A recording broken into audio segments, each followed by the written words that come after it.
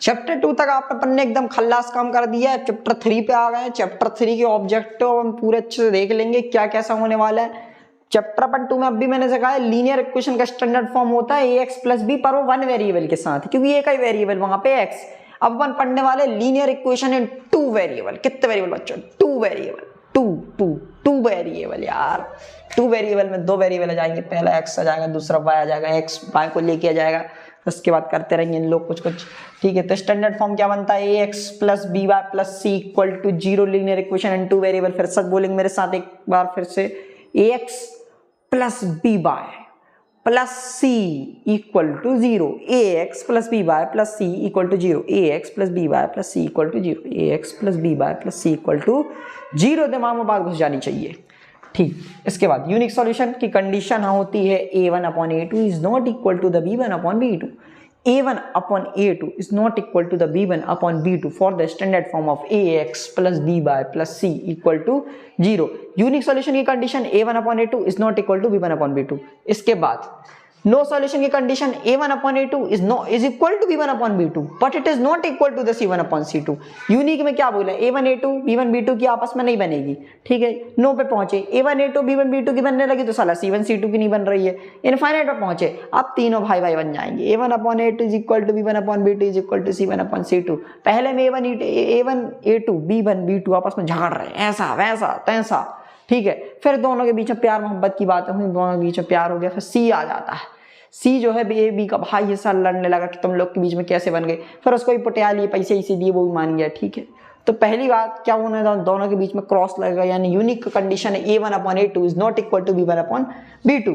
फिर दोनों के बीच में सलाह मशवरा हो गया, यानी a1 upon a2 is equal to हो गया b1 upon b2 के, पर सी आगे टांग अड़ाया, is not equal to c1 upon c2। Condition है किसकी? No solution. बोलता है नो नो नो नो, तुम दोनों की बात नहीं बनने दूंगा। इनफाइनाइट में एनी सॉल्यूशन, बोले हम हमारे हैं, हम रहेंगे, तुम टेंशन नहीं लो, हम तुमको भी लपेटे में लेंगे।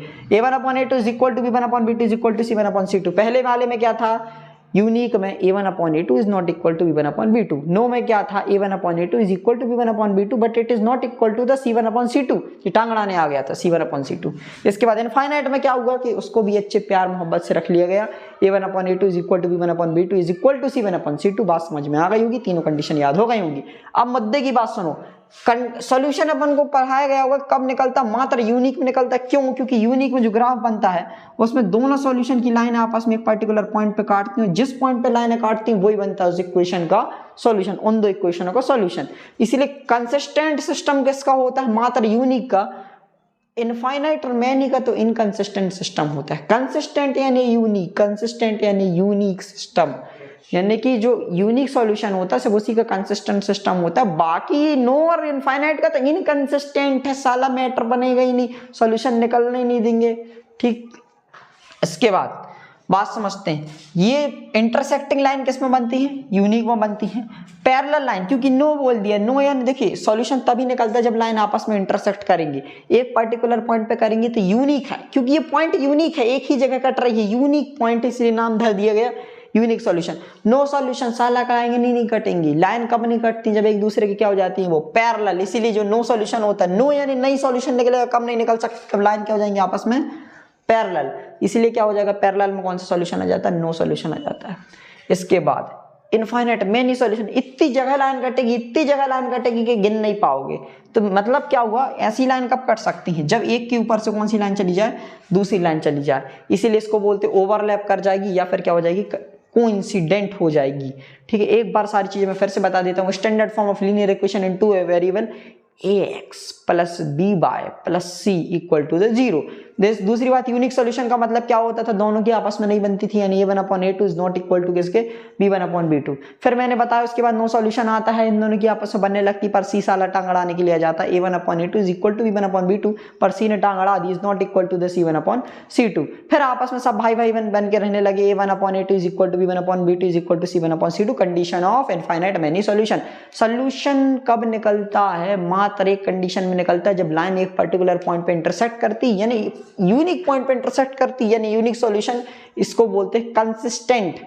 ठीक है, सॉरी, हाँ, कंसिस्टेंट सॉल्यूशन। ठीक, कंसिस्टेंट सिस्टम।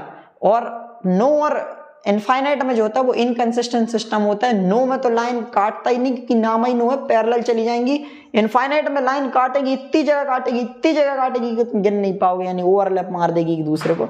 ये हो गया अपने यहाँ तक का 3 सॉल्यूशन की बात खत्म। इस 3 पे एक नंबर का ऑब्जेक्टिव इस 3 पे बनेगी, प्रबल संभावना, एकदम प्रबल संभावना। The equation whose graph is in straight line क्या कहलाता है? Linear equation. छोटे छोटे बच्चों को पता है, पैदा होते वही बता देते लीनियर इक्वेशन मतलब ऐसा ग्राफ जो कि स्ट्रेट लाइन में, कोई बात ही नहीं है। ठीक है, चैप्टर 3 की नोट बनाओ, चैप्टर 4 पे चलते हैं।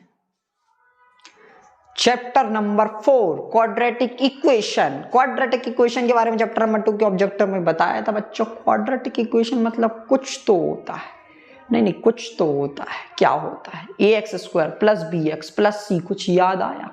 दिमाग की बत्ती जली? हाँ, तो क्वाड्रेटिक इक्वेशन का स्टैंडर्ड फॉर्म क्या होता है? ax² + bx + c।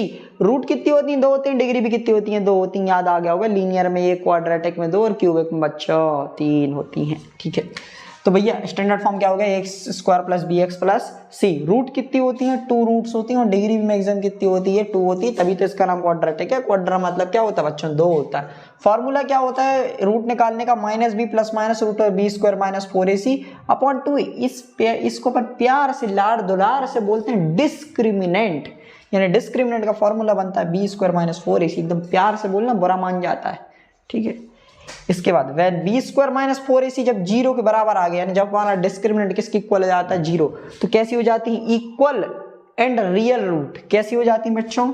Equal and real roots. ठीक, जब b² - 4ac लेस देन 0 आएगा तो रूट्स कैसी हो जाएंगी? इमेजिनरी। और इस केस में सॉल्यूशन अपन नहीं निकालते हैं क्योंकि रूट्स कैसी हो चुकी हैं? इमेजिनरी हो चुकी हैं।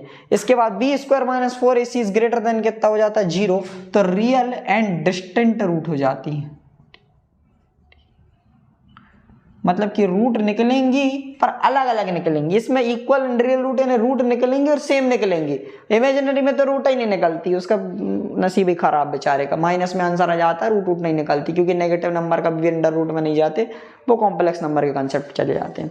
ठीक है, एक बार फिर से मैं बता दे रहा हूँ चैप्टर नंबर 4 में क्या तैयार करना है। सबसे पहले तो standard form of quadratic equation ax² + bx + c = 0, degree 2 और रूट्स भी कितनी होती है? मैक्सिमम 2 होती है। ठीक है, इसके बाद अपन ने पढ़ा डिस्क्रिमिनेंट b² - 4ac। डिस प्यार से अदब से बोलिएगा एकदम, discriminant b² - 4ac = 0, real and equal roots greater than 0, real and distant root less than 0, यानी नेगेटिव आंसर चला गया तो इमेजिनरी रूट। इसके भी नोट्स बना लीजिए, बस इतना ही में से आएगा।